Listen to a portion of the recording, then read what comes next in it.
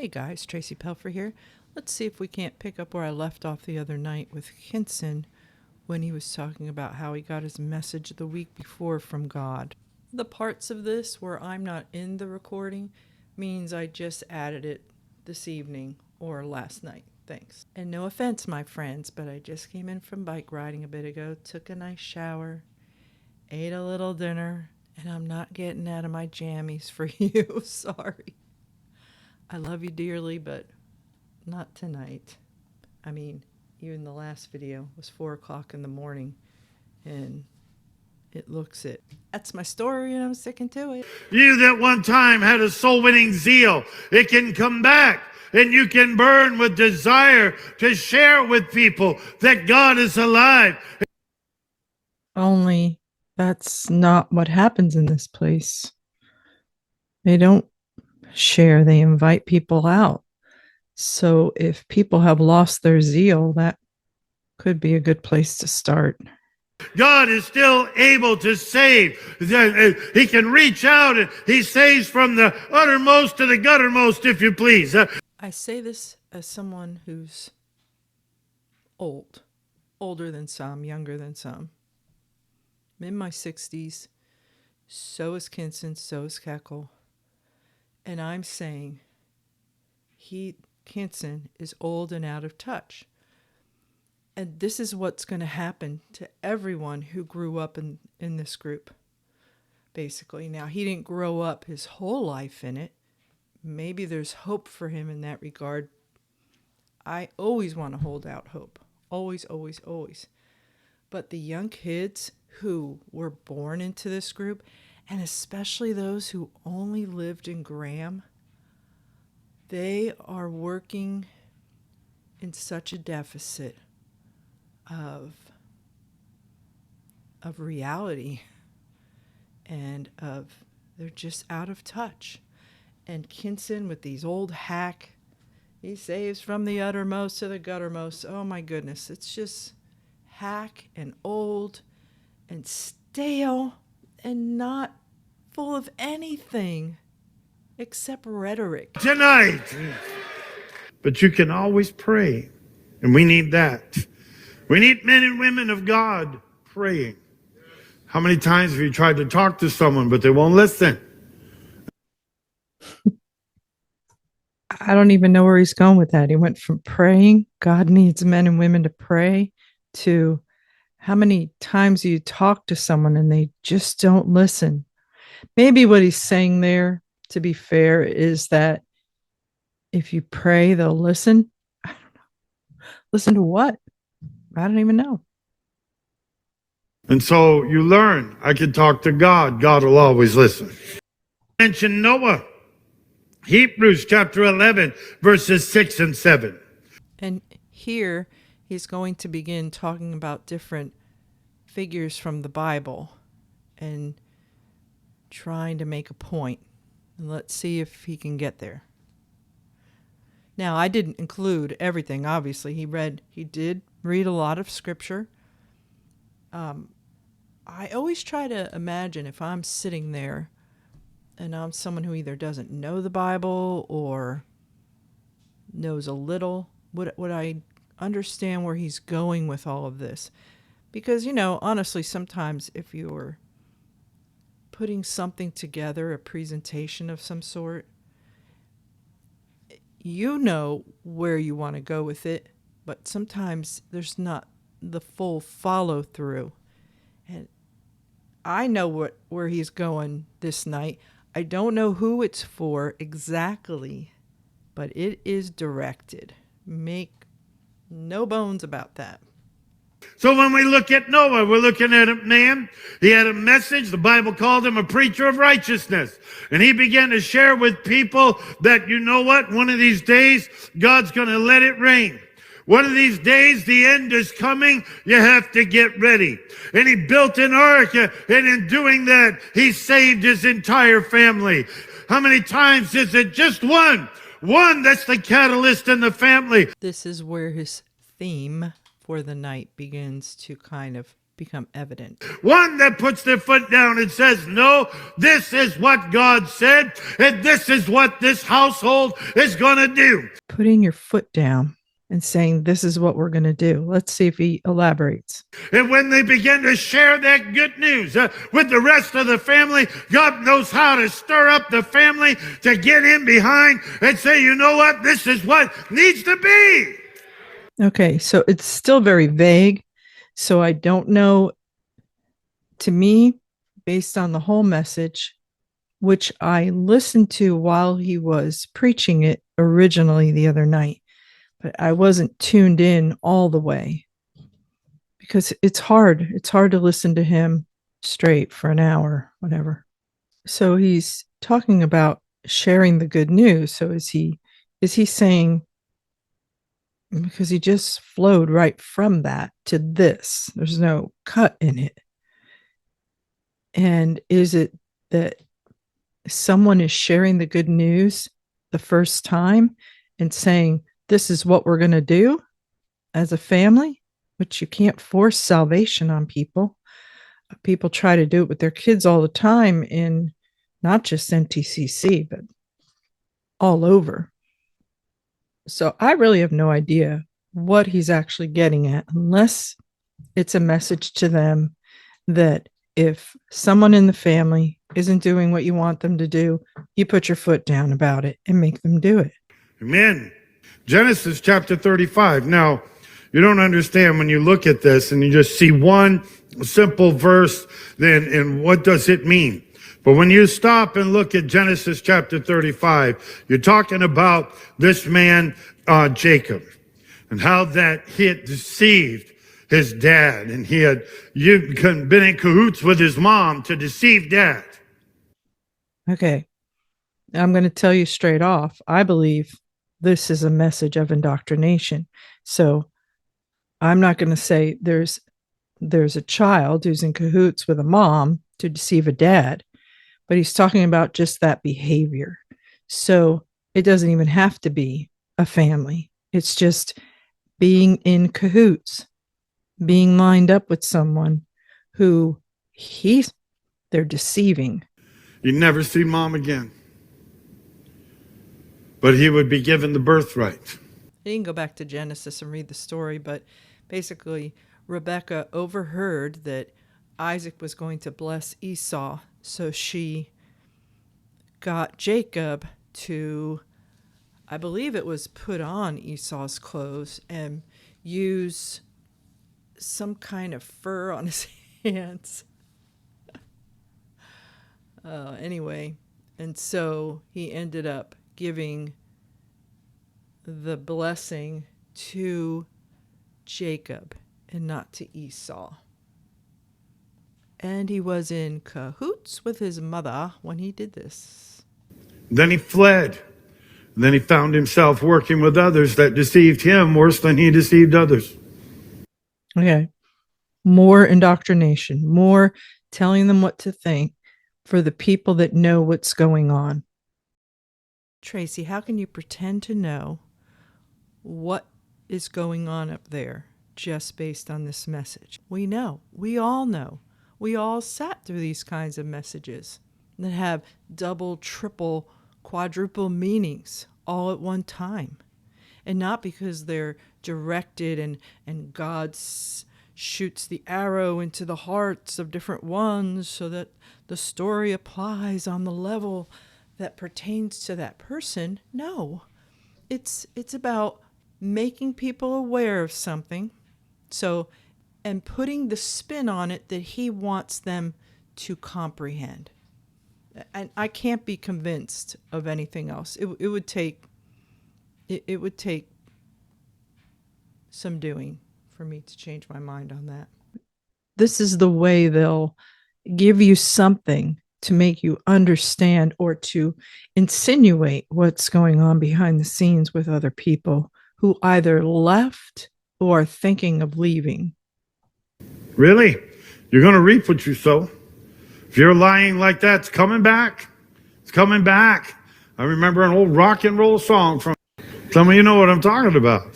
Tom Petty and Heartbreakers. Don't do me like that. It's so easy for Phil and Mike and every other preacher in NTCC to get up in their pulpit and just say hard things, rough things. But here's what's up. Things do come back. They do come around. But I say woe to those that do that make those pronouncements from a high and lofty place when they know they are on the shakiest foundation that there is. We can hear it creaking out here. We hear the splinters starting to snap. And considering all of the evil that has gone on in this place, all of the many lives that have truly been harmed. Harmed. That's a very light word that I'm using right now. I use it advisedly because I have other words in my head that I want to say. How dare this guy get up and say anything about anyone else receiving karma, because these people, starting with R.W. Davis and Joe Olson and Keckle and KINSON and every other enabler, and I throw in there all the people like Devonshire and Gandy, Crane, all too willing to use people for what they can get from them. There's a lot known, and you know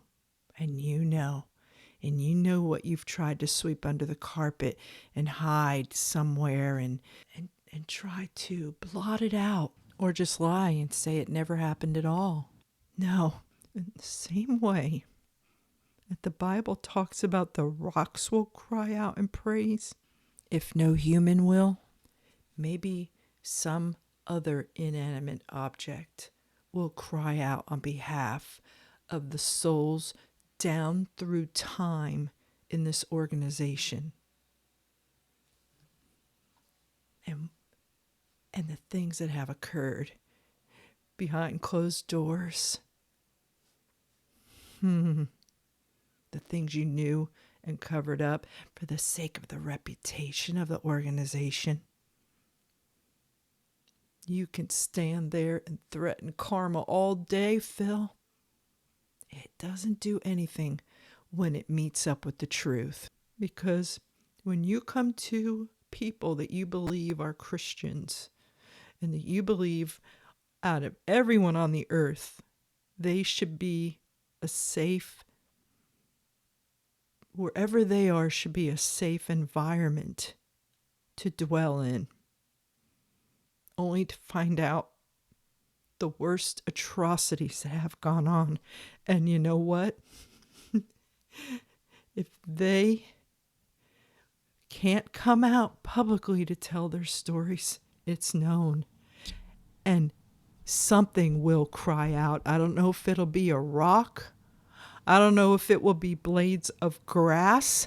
I don't know if it will be the clouds in the sky or raindrops as they come down and pitter patter and whisper and remind you and maybe drive you crazy. Maybe to make it go away, you will have to say what you know, Phil, Mike, Joe Olson. Someone better nudge that dude before he passes and tell him, you need to come clean. Don't you give us this fake love stuff. And don't you give us this fake, this facade of acting like you are behind this pulpit on behalf of God as an ambassador of God. That is truly men and women dressed up like light. But they are dark. Dark. So black. This is not a joke. This is not a game. This is serious.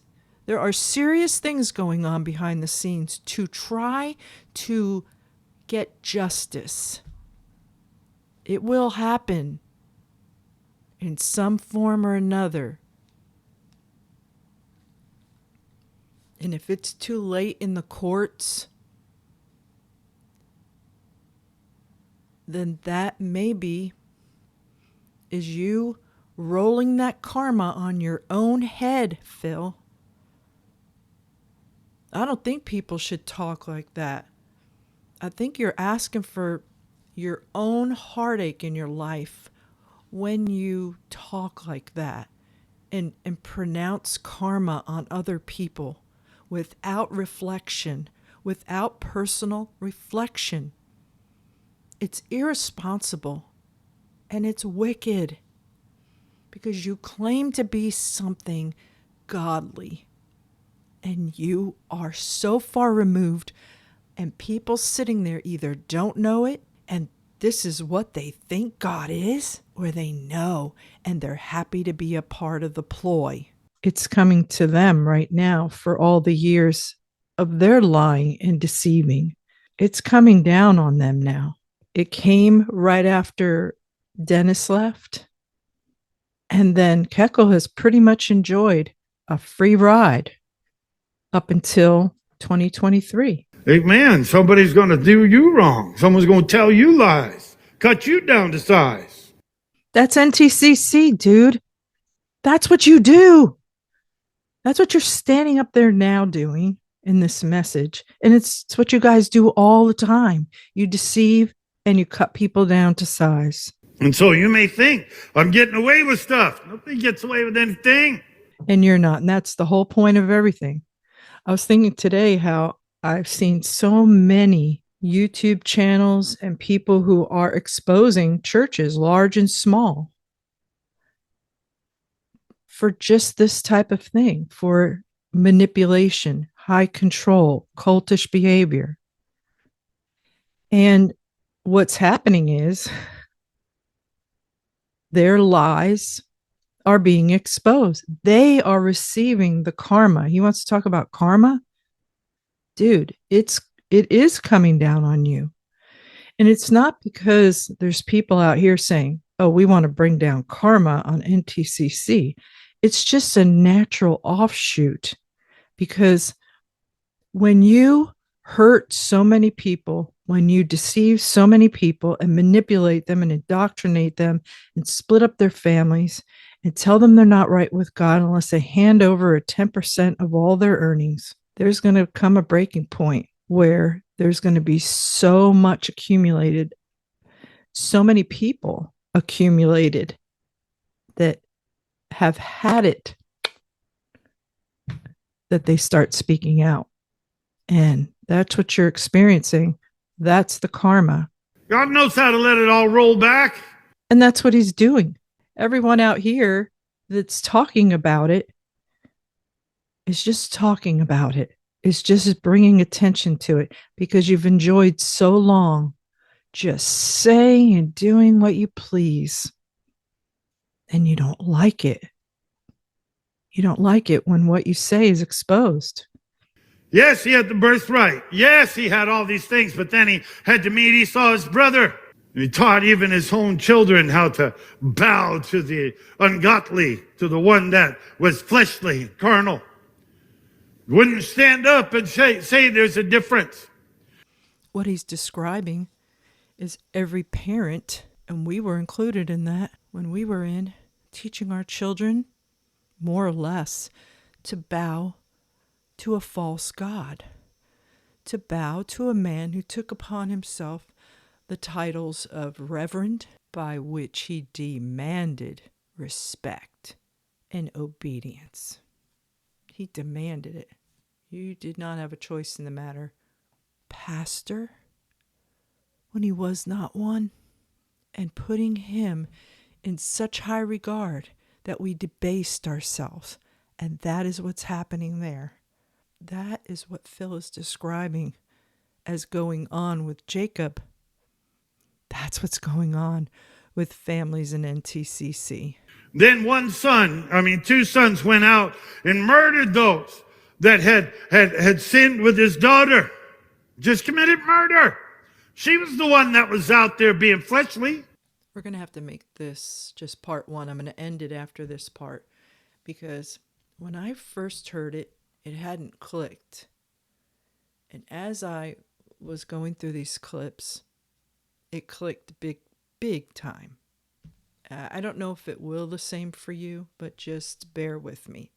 So let's hear again what he said. Just committed murder.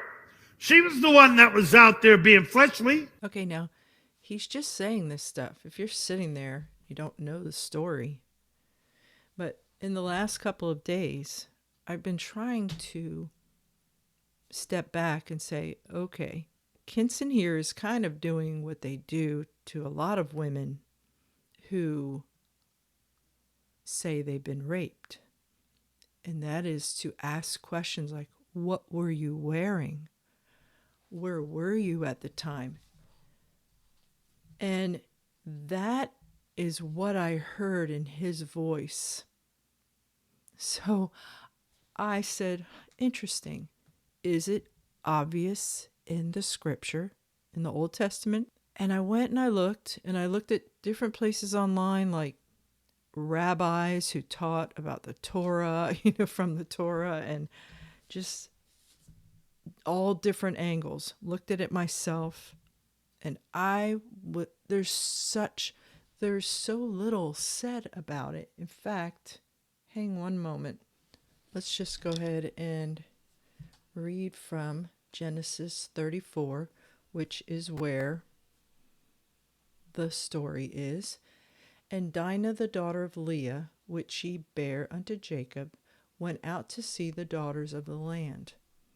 And when Shechem, the son of Hamor the Hivite, prince of the country, saw her, he took her, and lay with her, and defiled her.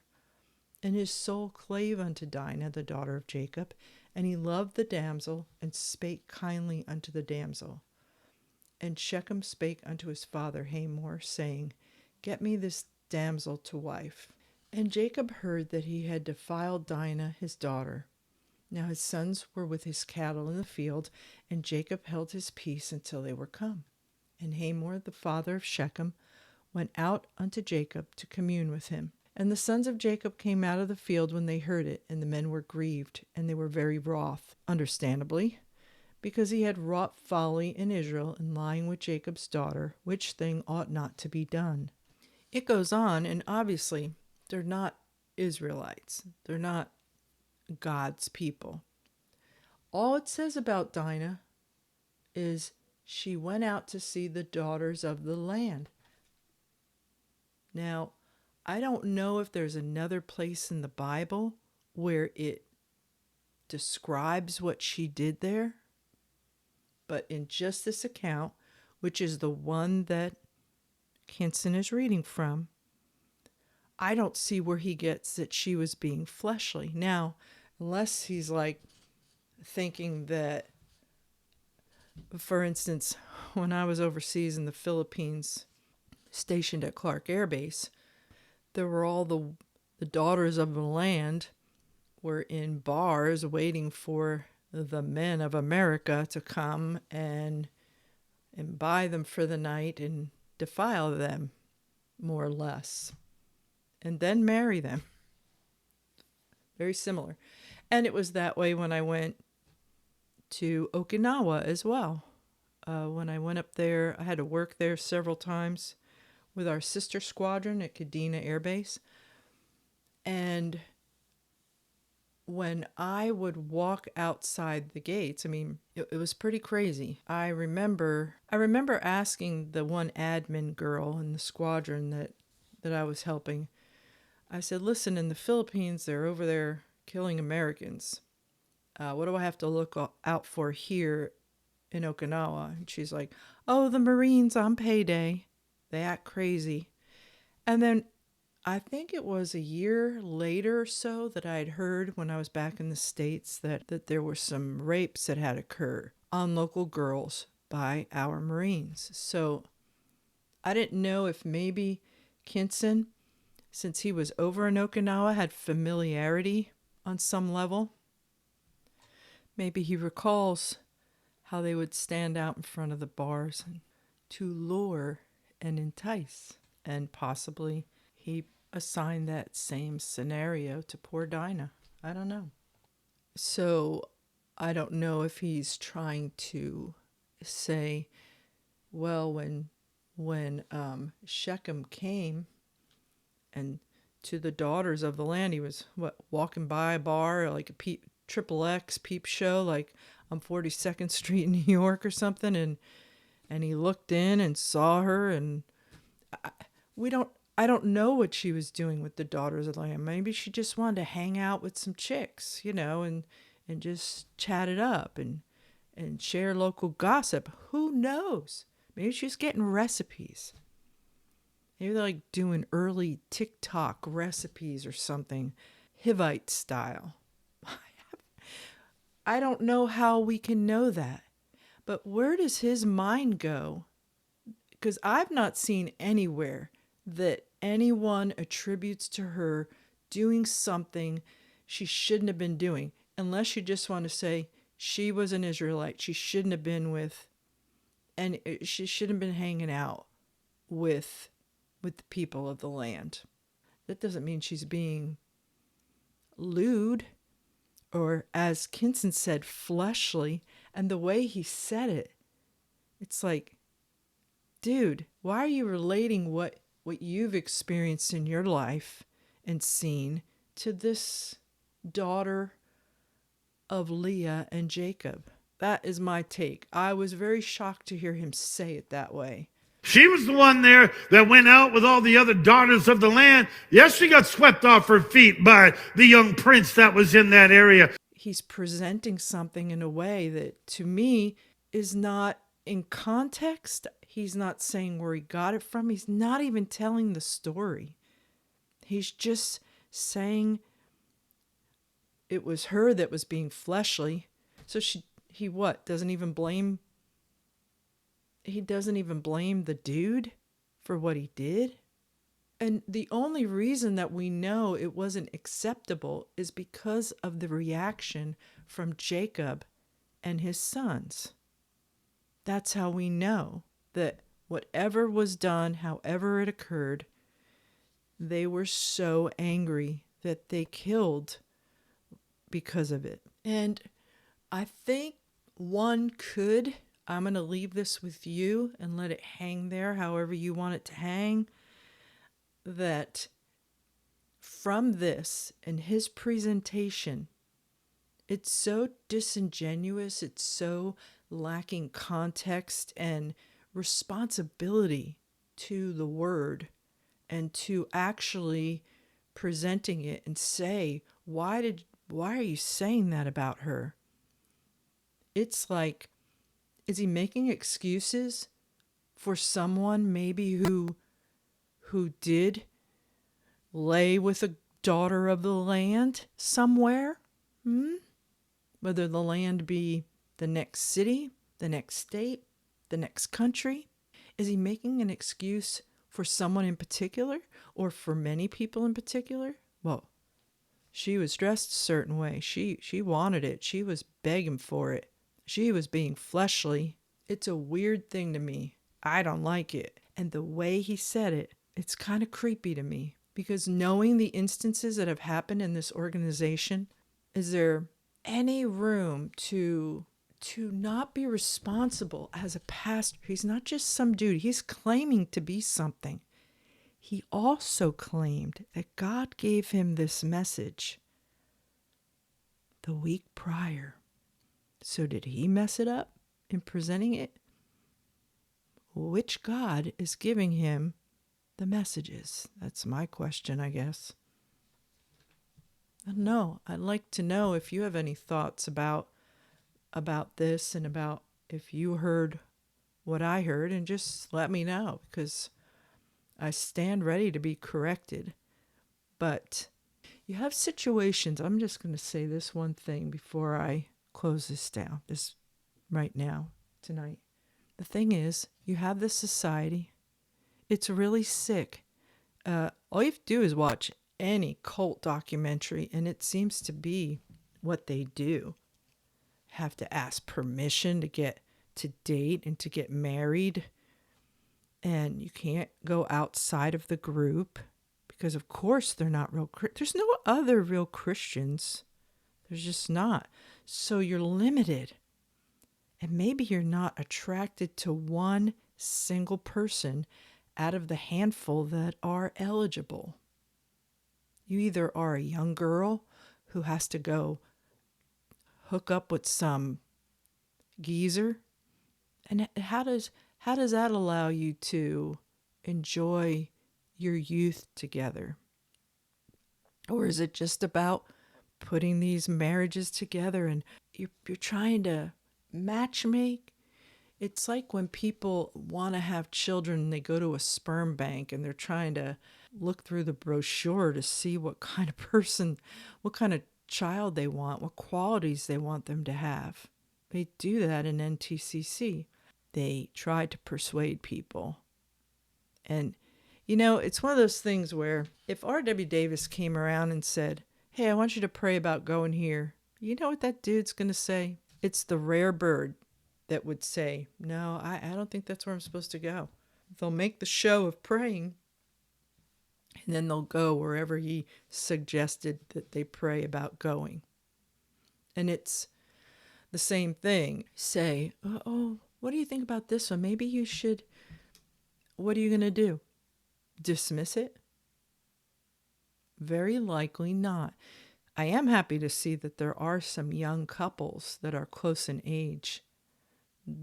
But they're all legacy kids, as they call them. They're children of ministers or families that have been in the group. I know, because a lot of them I see married now, I had them as little wee ones in children's church back in the day. I said it the other day, it's sad to me because they've just only known this life. And they've only been able to pick from whoever is in this group. And you have to hope there's a real attraction. Because when there's not, it's like a business transaction. And is that what you're doomed for the rest of your life? Instead of having someone you really connect with emotionally and physically, and you can have a good, fun life. But when there's not, and when there's not the availability, what you're doing is you are creating a volatile situation in somebody. You really, really are. Or when they finally do get married and they don't know how to behave because they've not been able to date and experience different types of people and all, and they're in a kind of society where the man rules. And if they're children of men and women who have been in a long time, their ways of having been brought up are going to be far more harsh. And very likely, they're going to be harsh. They may beat their wives or rape them.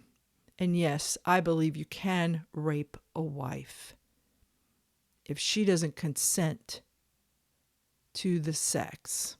Then you back off, dude. Back off. Go grab a box of tissues and find a room. But you don't touch her. That place is filled with so many people who had to go look at the recycle bin to find a spouse. Young people. Marrying people who were already married before. How many men in that organization and women have been married multiple times, meaning more than twice? What is happening? It is the restrictions. That's what's happening. Is it out of line with what's happening in society? I don't know all the numbers, but I know it's pretty weird and gross to most people how things operate in there. At least if something happens and you're not in a cult, you can both take responsibility for the situation. But in this dynamic is problematic from the get-go, because it's all about making good little soldiers that march in line. It's not about creating bonds of people that will be close to each other and form a closer unit than with the larger corporation. And the instances that NTCC knows of that they've covered up, that's what's coming back on you. And until you come clean before the congregation, because that is a thing, there is no accountability in this group. At least there's some churches pretend they have like a board of elders or whatever, people outside of their own church to judge situations. Because what's the board going to do in this organization except, yes, sir, yes, sir. They just go along with it, as they always have. They're just figureheads. I'm telling you. They have a lot to account for. And go ahead and put all the yes, sirs, and I'll block them, sir, and I'll unfriend them, sir, for you, because the devil's fighting you. We can see that because you just told us that that's what's happening. Doesn't want accountability. Narcissists never, ever do. They never do. My mom was one. I know it. It's the same behavior. It's the same behavior. Anyway, let's close this one out right now, and then we'll finish the rest of this, because he says some other things that are just, I don't know what he was on that night, but he had some kind of bug up his butt where he was just saying stuff and not thinking of the consequences of what he was saying, not thinking of all the people it applied to in his own organization, like blatantly. So we'll get to that. Anyway, I hope you all have an amazing Wednesday. And it's getting pretty